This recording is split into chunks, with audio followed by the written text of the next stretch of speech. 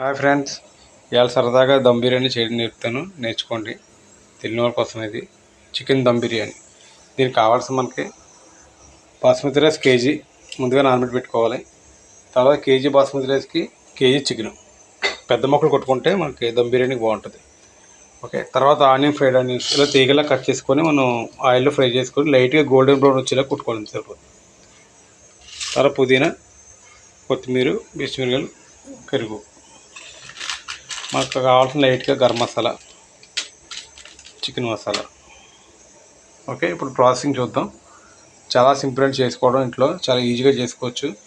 బయట కొనుక్కొని తినే బదులు మన ఇంట్లో చేసుకుంటే చాలా నీట్గా కూడా వస్తుంది ఫుడ్. చూడండి, ప్రతి వీడియో చూపిస్తాను, పెట్టి చూడండి, జాగ్రత్తగా నేర్చుకోండి.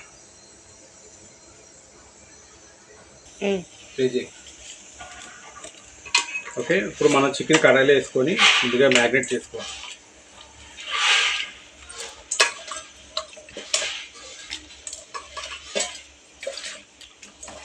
చాలా సింపుల్ అని చేసుకోవడం, చాలా కష్టమే కాదు.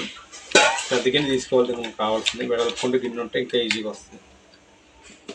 ఓకే, ఇప్పుడు లైట్గా పసుపు వేసుకోవాలి. ఓకే, లైట్గా పసుపు వేసుకొని ఒకసారి కలిపేసుకోవాలి.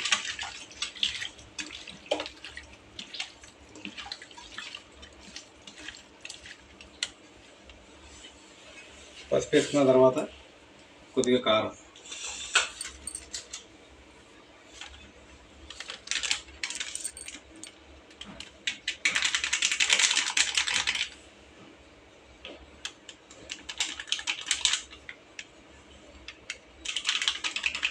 చాలు. తప్పు పెట్టినంత వేసుకొని సరిపోద్ది, కొద్ది లైట్గా వేసుకొని సరిపోద్ది. కారం ఎక్కువైనా ఏమవుదో, మనం పెరిగి వేస్తాం కాబట్టి పెరుగులోని కారం మనకు తగ్గిపోద్ది. ఇలా బాగా ముక్క పట్టించేసి ఇలా ముక్కలు ఇలా సరే ఇలా ఎలా వచ్చిందో అలా రావాలి. ఓకే, కొద్దిగా ఒక లైట్గా స్పూన్ సాల్ట్. బిర్యానీకి సాల్ట్ మొత్తం మనం ముందే వేసేసిన అవసరం లేదు. మామూలుగా మనం పడినంత వేసుకొని రైస్ ఉడకబెట్టుకున్నప్పుడు కరెక్ట్గా రైస్ మనం చెక్ చేసుకుంటే సరిపోద్ది. చెప్తాను అది కూడా మీకు ఎలాగంటే. నెక్స్ట్ ఇప్పుడు పచ్చిమిరపకాయలు, కొత్తిమీర, పుదీనా అది కొద్దిగా వేసుకోండి. ఫ్రైడ్ ఆనియన్స్ మనం చేసుకొని పెట్టుకున్నాం కదండి, అది కొద్దిగా. ఓకే,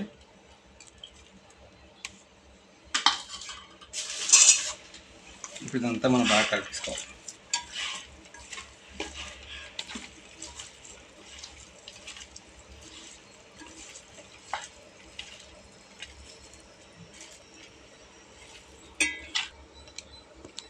ఇప్పుడు మనం ఇలా కలుపుకున్న తర్వాత ఫ్రైడ్ ఆనియన్స్ యూజ్ చేసిన ఆయిల్, మిగిలిన ఆయిల్ ఉంటుంది కదా, లైట్గా వేసుకోవాలి. చాలా ఎక్కువ వద్దు, లైట్గా చాలు, మరి తర్వాత తీసుకోవచ్చు. ఓకే, ఇప్పుడు చికెన్ మసాలా లైట్గా చాలు, ఎక్కువ వద్దు. నెక్స్ట్ గరం మసాలా,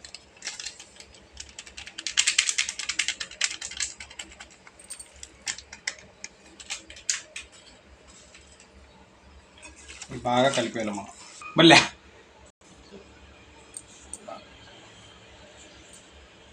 అలా కలుపుకున్న తర్వాత ఇప్పుడు పెరిగి యాడ్ చేసుకోవచ్చు. పెరిగేలా లాస్ట్లో చాలు, పెరిగి ఎక్కువ అవసరం లేదు, తక్కువ లైట్గా అంతే.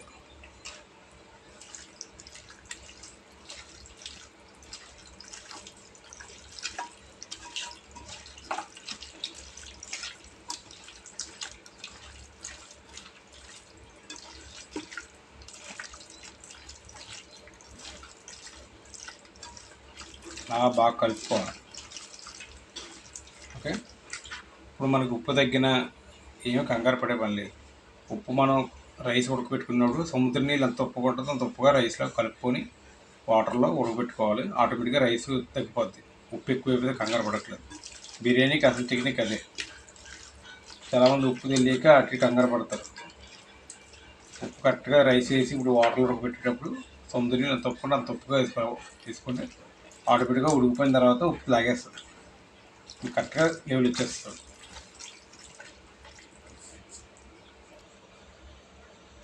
ఇప్పుడు ఇలా కొత్తిమీర పుదీనా లాస్ట్లో వేసుకొని ఒక గంట మ్యాగ్నెట్ అవ్వాలి. ఎంత గంటన్నర మ్యాగ్నెట్ అయితే మంచి టేస్ట్ వస్తుంది పీస్. అంతే దమ్ చేసుకునే విధానం. ఇప్పుడు మనం దమ్కి రైస్ రెడీ చేసుకుందాం. ఓకే, ఇప్పుడు ఇలా అయిన తర్వాత లాస్ట్లో మ్యాగ్నెట్ అయ్యే పెంచిన ముందు ఇలా లైట్గా అలా లెమన్ జ్యూస్, ఒక చెక్క లెమన్ జ్యూస్ యాడ్ చేసుకో.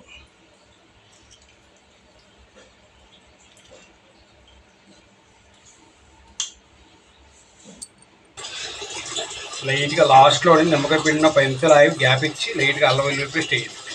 ముందు వేయకూడదు, ముందు వేస్తే పచ్చి స్మెల్కి ఉండిపోతుంది. అందువల్ల లాస్ట్లోనే వేసుకోవాలి. ఓకే, వేసి అలా మళ్ళీ ఒకసారి కలపాలి. ముందే వేస్తారు, ముందే వేయడం వల్ల కొంచెం పచ్చి స్మెల్గా మీకు లాస్ట్లో వేసుకోవాలన్నమాట. అన్నీ అయిపోయిన తర్వాత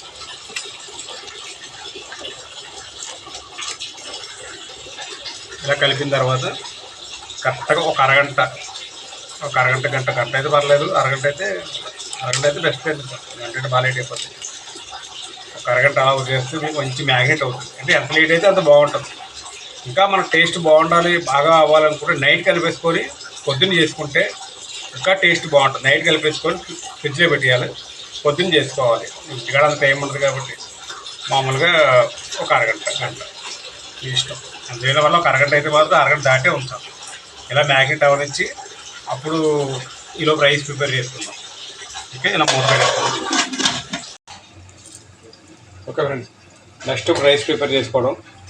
ఇలా గిన్నె పెట్టుకొని కేజీకి అంటే గ్లాస్కి 2 గ్లాసులు నీళ్ళు వేసుకొని మరిగించుకోవాలి. రైస్ ప్రిపేర్ అవుతుంది చూడండి. మరిగిన తర్వాత వేయాలి. వెంటనే వేస్తే స్మెల్లోకి లాక్కుపోతుంది, ఫ్లేవర్స్ అవి సరిగ్గా రావు. బాగా మరిగిన తర్వాత హీట్ పొగ వస్తున్న టైంలో, ఆవిరి వస్తున్న టైంలో వేసుకుంటే మంచి టేస్ట్ పడుతుంది. ఓకే, ఇప్పుడు ఇలా మరిగిన తర్వాత నీళ్ళు చూడండి బాగా పొగలొచ్చి మరుగుతున్నాయి కదా. ఇప్పుడు మరిగినప్పుడు వేసుకోవాలన్నమాట మన ఇంగ్రీడియంట్. పలవ సాంబార్ మొత్తం, దాల్చిన చెక్క, లవంగాలు, పలవాకు ఎన్ని ఉన్నాయి కదా వగేరా వేసుకోవాలి. ఇలా ముందు వేస్తే ఫ్లేవర్ పట్టదు. అట్లా మరిగిన వాటికి వేడి నీటిలో వేస్తేనే ఫ్లేవర్ పడుతుంది. ఓకే, ఇప్పుడు లైట్గా పుదీనా,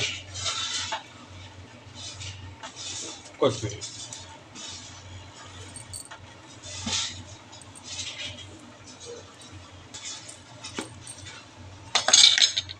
నెక్స్ట్ లైట్గా అల్లం వెల్లుల్లి పేస్ట్ వేసుకోండి.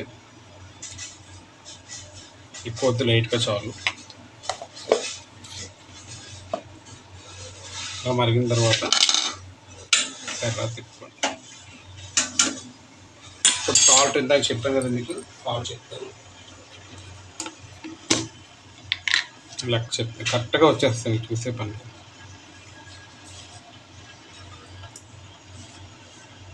3 చెంచాలు తీసుకున్నారా. సాల్ట్ మీకు టేస్ట్ వస్తే ఉప్పుగా ఉండాలన్నమాట.